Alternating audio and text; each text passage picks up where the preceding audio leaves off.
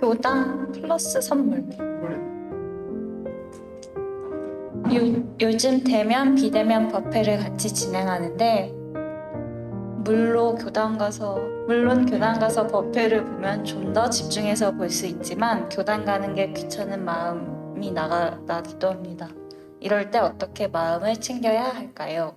그냥 우리가 교도로서, 법회에 나오는 교도로서 한 번쯤은 해봤을 것 같은 질문 같아요. 그죠? 비대면 대면을 같이 하는데 이제 유튜브도 하고 교당에 와서 법회를 볼 때와 아니면 비대면으로 법회를 볼 때 어때요? 여러분들은? 저는 계속 여기서 법회를 봐서 여러분들은 어떠세요? 비대면이 집중이 덜 돼요. 주의도 산만해지고 마음도 느슨해지고 교당에 와서 법회를 보면 어떤 것들을 느낄 수가 있어요? 그러면 이 공간 자체가 편안함, 또 주의 깊게 더 챙겨보고 들어보는 그런 시간이 된다. 법회에 오면. 또 다른 분이 있을까요? 도반들을 만나서 좋고 대면으로 법회를 보나 비대면으로 법회를 보나 법회 보는 건 똑같잖아요. 그 마음가짐이 조금 풀어지거나 느슨해지거나 아니면 잡히거나 그 차이일 것 같은데 그런 질문 속에서는 저는 어떤 생각이 들었냐면 이 교당이라는 공간이 어떤 공간인가라는 것을 한번 생각해 볼 필요가 있을 것 같아요. 교당이라는 공간은 어떤 공간일까? 어떤 공간이길래 많은 사람들이 헌공을 해서 이 교당을 세우고 좋은 시설을 갖추고 신앙과 수행을 할 수 있는 그런 도량을 만들었는데 요즘은 이제 물질이 하도 발달되니까는 코로나 이후로부터 계속 이제 비대면 오택트라는 말이 많이 나오면서 진짜 어디 가지 않고도 집안에서 모든 것들을 다 할 수가 있잖아요. 그런데도 교당이 존재하는 그 이유가 무엇일까를 생각해 보면 좋을 것 같아요. 교당은 뭐 하는 곳일까? 법회라는 그 의미는 법을 훈련한 모임이라고, 그 법회의 뜻은 법을 훈련하는 모임이라고 해요. 어떤 법을 훈련하냐? 어떤 법을 훈련해요? 법이라고 하는 거. 법이라고 하면 우리 그냥 뭐 민법, 형법, 그런 사법 이런 것도 법이라고 하는데 여기서 말하는 법이 뭘까요? 원불교 교리, 원불교 교리라고 생각하시는 분 있어요? 손 한번 들어보시겠어요? 물론 교리를 주로 공부를 하죠. 주로 공부를 하는데 법이라는 것은 원불교에서 가르치는 교리뿐만 아니라 진리라는 것을 말해요. 진리. 진리라는 것은 이치에 맞는다는 거거든요. 이치에 맞는 거예요. 이치에 맞는 모든 진리인데 이 진리를 공부하는 거예요. 우리는 크게 봐서 주로 이제 대종사님께서 왜 대종사님을 우리는 이렇게 모시냐면 이 법을 쉽고 간명하게 알려주셨다. 제 원불교가 하나의 진리다. 모든 진리가 하나하나 떨어져 있는 것이 아니라 하나다라는 것을 알려주셨기 때문에 그것을 우리는 일원상의 진리라고 해요. 그 일원상의 진리를 훈련하는 모임이라고 했어요. 법회라는 것은 법을 훈련하는 모임이라고 했어요. 공부를 하면 제 생각에는 이래요. 그냥 공부라는 것은 뭔가 머리로 알아지고 그런 느낌으로만 드는데 훈련이라고 하는 것은 머리로 알아지고 손으로도 나타나는, 내가 실천으로도 나타나는 것이 이것이 훈련이라고 생각을 하거든요. 내가 직접 해보고 경험해보고 몸과 마음으로 실천해보기 때문에 법을 훈련하는 모임이다. 그래서 법회의 식순을 보시면 신앙과 수행이 모두 다 들어가 있어요. 신앙은 기도로서, 수행은 입정을 통해서. 그래서 신앙과 수행이 법회 식순에 골고루 다 들어가 있거든요. 그렇기 때문에 비대면으로 하면 할 수는 있겠지만 내가 이제 교당이라는 것을 생각을 하고 법회라는 것을 그 의미를 좀 생각을 한다면 이 대면과 비대면 상황에서 내가 부득이하게 못 가는 상황이 아니면 비대면으로 오는 것도 정말 그 시간에 챙겨가지고 들어오니 얼마나 그래도 잘하는 거예요. 바쁜 청년들 일상에서 쉬고 싶은 그 주말에 그 시간을 챙겨서 비대면으로도 들어오는 게 정말 대단하다고 생각을 하는데 그래도 그 의미를 좀 더 깊게 생각해 본다면 이 교당이란 나에게 어떤 공간인가라는 것을 한번 생각해 보면 좋을 것 같아요. 그래서 이럴 때는 교당, 법회라는 것은 나에게 어떤 의미인가 깊게 생각해 보시면 대면과 비대면을 떠나서 내가 상황이 닿는 대로 대면이면 대면, 비대면이면 비대면 이렇게 나올 것 같아요. 공원이나 공공장소에 모여 음주하고 있거나 공공질서에 위배되는 행위를 보면 해당 구청에 신고하는 게 맞을까요? 아니면 귀찮고 그냥 유난 떠는 것 같아 하지 말고 지나쳐도 될까요? 신고 바로 하세요? 아니, 귀찮은 마음이 들 때도 있나요? 굳이 내가 신고해야 되나 그런 마음이 들어요. 그럼 그 상황에서는 어떻게 취소하는 게 맞을까요? 공공 질서에 위배되는 행위라고 했으니까 위법이겠죠? 경중의 판단은 자신이 하고 그 취식의 금지라는 것도 내 판단에서 내 기준에서 봤을 때는 취식 금지가 저 정도는 가벼우니까는 넘어가고, 근데 어떤 사람은 그 취식 금지만 봐도 저건 아니지라고 할 때가 있잖아요. 그럼 어떻게 해야 돼? 이거는 우리 교리에 어떤 거와 연관이 돼 있을까요? 원불교 교리, 일원상, 사은, 사막 크게 이렇게 있다면 어떤 거와 연관이 돼 있을까요? 법률은, 네, 사안에는 뭐가 있죠? 천지은, 부모은, 동포은, 법률은 있어요. 네 가지 은혜를 우리는 없어서는 살 수 없는 은혜, 이 네 가지 은혜를 받고 살기 때문에 항상 감사하는 마음으로 살아가야 된다. 그리고 그 사안에 보답해야 된다, 보은해야 된다는 것을 원불교에서는 말하고 있습니다. 그래서 법회 시작할 때도 법신불전에 사배를 올리는 것도 그 사안전에 감사하는 마음으로 사배를 올리거든요. 사안이라고 하는 것은 어디 하나만 지칭되어 있는 게 아니잖아요. 천지라는 것이, 부모라는 것은, 부모님은 우리 두 분이 계시는데 3세를 두고 봤을 때, 전생, 현생, 지금생, 내생을 두고 봤을 때 수많은 사람들이 내 부모를 거쳐서 갔을 거 아니에요. 그리고 내 부모를 낳아주신 부모는 조부모라고 하지만 그 위의 부모, 이렇게 찾아 들어가다 보면 나를 지금 이 순간 존재하게끔 만들 분들은 정말 셀 수 없이 많을 거 아니에요. 지금 당장 내 눈에 보이는 거는 우리 부모님들이지만 내 부모를 낳아주신 부모, 또 그 부모를 낳아주신 부모, 이렇게 봤을 때는 정말 셀 수 없단 말이에요. 부모도. 동포원도, 동포라는 것이 우리 같이 사는 한 형제들, 이렇게 사람들, 나에게 공급을 주는, 대종사님은 동물들, 풀, 나무들도 함부로 하고 해하지 말라고 했어요. 이 동포원에 다 포함이 되기 때문에, 넓은 의미에서. 없어서는 살 수 없는 은혜들에게 내가 다 감사하다는 인사를 할 수 없기 때문에 하나로 모아가지고 법신불 사안전에 그래서 사배를 올리는 거예요. 천지은에 한 배를 올리고, 부모은에 한 배를 올리고, 동포은에 한 배를 올리고, 그 의미가 있거든요. 그래서 이제 법률은에 해당이 되는데, 법률은은 우리가 느끼기가 쉽나요? 법률은에 감사하다라는 그런 거 많이 느껴보셨어요, 혹시? 어제 학생들도 법률은은 느끼기가 어렵다고 하더라고요. 천지는 공기가 있고 땅이 있고 나를 살게 해주는데, 부모님도 항상 내 곁에서 밥 해주시고 깨워주시고 하면서 나에게 은혜를 주시고, 동포원도 나를 즐겁게 해주고 나에게 도움을 주고 의지를 하게 되고 이렇게 은혜를 주는데, 법률은 과연 나에게 어떤 은혜를 주고 있냐 느끼기가 참 어렵다고 하더라고요. 법률은이 주는 은혜가 무엇이 있을까요? 법이 무너진 나라들이 한 번씩 세계 뉴스나 이런 데 나오잖아요. 법 없다는 것은 그냥 내가 하고 싶은 대로, 내가 하고 싶은 욕심대로 살아가는 사회를 말해요. 이게 나 혼자라면 되는데 모든 사회 사람 구성원들이 정말 내 하고 싶은 대로 살아봐요. 그럼 이 세상은 어떻게 돼요? 대종사님 표현 아수라장이 된다고 했어요. 아수라장. 정신이 없는 아수라장이 된다고 했는데, 법률이 있기 때문에 그것들을 딱딱 지켜주는 거예요. 보이지 않는 이 법률은 있기 때문에. 그래서 내가 내 자유를 구속받지 않고 나의 권리를 침해받지 않고 자유롭게 살아갈 수 있다는 것이죠. 법률은 있기 때문에. 그래서 이 법률이 눈에 보이지도 않고 뭔가 나에게 그렇게 다가오는 뭔가 그런 것도 없어. 그래서 이 법률을 귀찮게 보는 순간 그 사회는 아수라장이 됩니다. 법이 큰 법도 있고 작은 법도 있죠. 경중을 아까 말씀을 했는데, 크건 작건 간에 이 법률을 지키는 것이 법률에게 내가 보온을 하는 길이에요. 내가 법률의 은혜를 받고 있으면 은혜를 갚아야 된다고 했잖아요. 그럼 은혜를 갚는 일이 내가 그 법률을 잘 지키는 일이에요. 그것이 보온하는 길이에요, 법률에게. 나는 법률을 잘 지켰을 뿐인데 각자가 다 법률을 잘 지키면 그 사회는 참 안정된 사회가 되겠죠. 그렇게 내가 또 다시 은혜를 받는 거예요. 그 안정된 사회 속에서.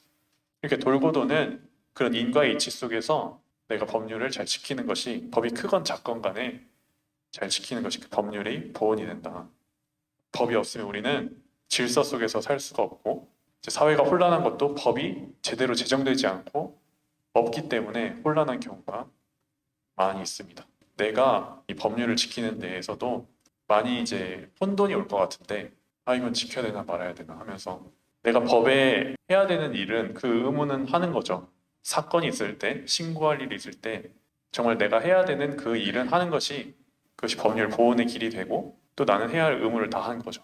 그 이후에 그것이 어떻게 됐을까, 잘 됐을까, 잘 안 됐을까 이렇게 하는 것은 내가 신고를 해놓고도 그 일에 대해서는 마음이 없어야 되죠.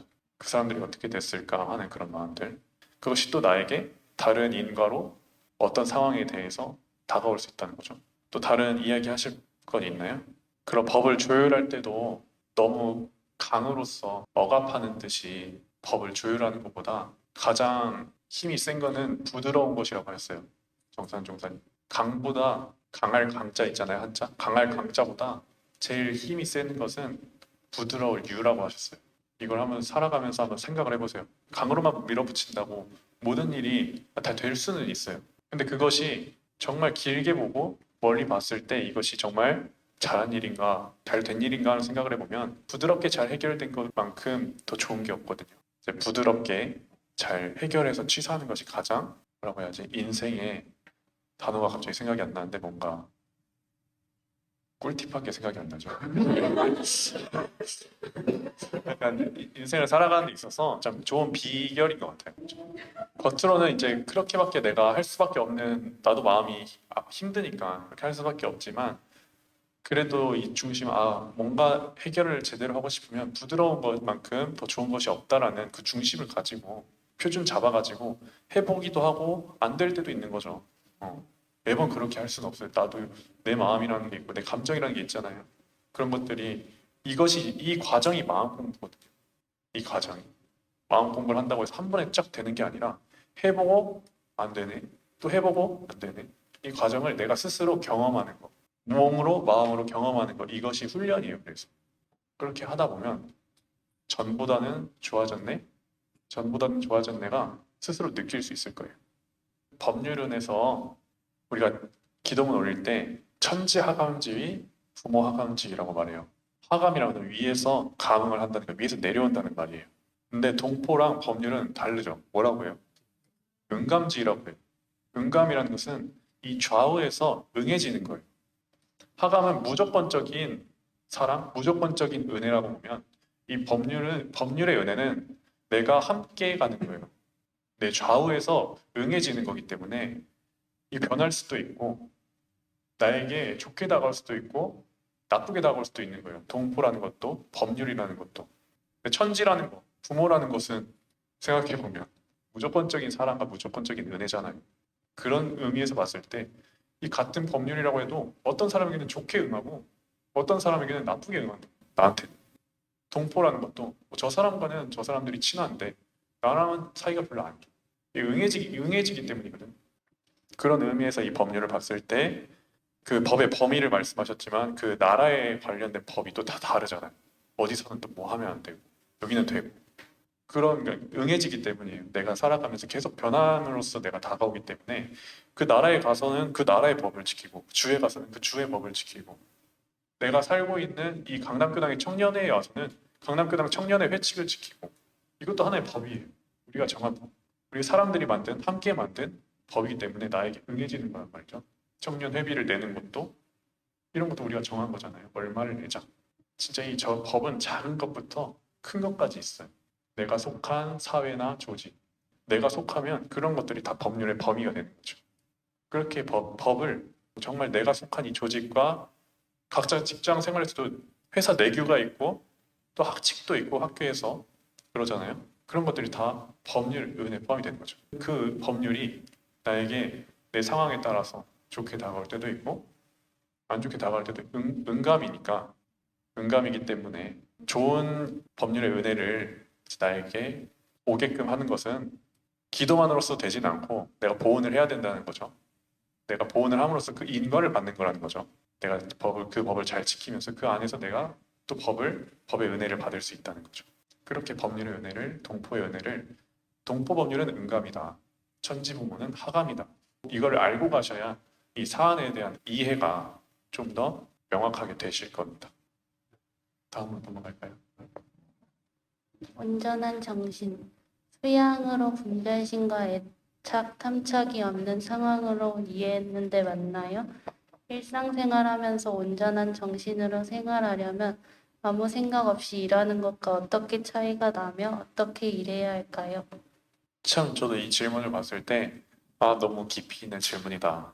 우리가 온전한 정신이라고 하는 것은 이제 수양력 이야기할 때 정신 수양에서 주로 말을 하죠. 정신이라 함은 마음이 뚜렷하고 고요하여 분별성과 주착심이 없는 경지를 이름이요. 다 정신 있잖아요. 정신 차려 할 때 그 정신이에요. 주착심이라는 것은 나는 키가 큰 사람이 좋아. 이 키가 큰 사람이 좋다는 그 마음이 머무르고 있는, 마음이 붙어서 머무르고 있는 거예요. 주착심. 근데 이 주착심과 장래 큰애를 나누고 이전의 상태를 우리는 정신이라고 해요. 우리는 다 정신이 있어요. 기절한 사람들은 정신이 없어요. 왜냐하면 키가 큰애 장래를 구별할 수도 없고 정신이 없으니까. 정신은 그런 걸 줄 알고 있는데 그럼 수양은 뭔가? 수양이라 함은 안으로, 그러니까 내 안으로는 분별심과 주착심을 없이 하며, 없이 하라고 했어요. 내 안으로. 분별심과 주착심은 자동적으로 나오게 돼 있어요. 자연스럽게 나오게 돼 있어요. 이것이 안 나오면 이건 안 나올 수가 없어요. 자동적으로 나오게 되어 있는데 이것을 없게 하는 것이, 안으로는 없게 하는 것이 수양이래요.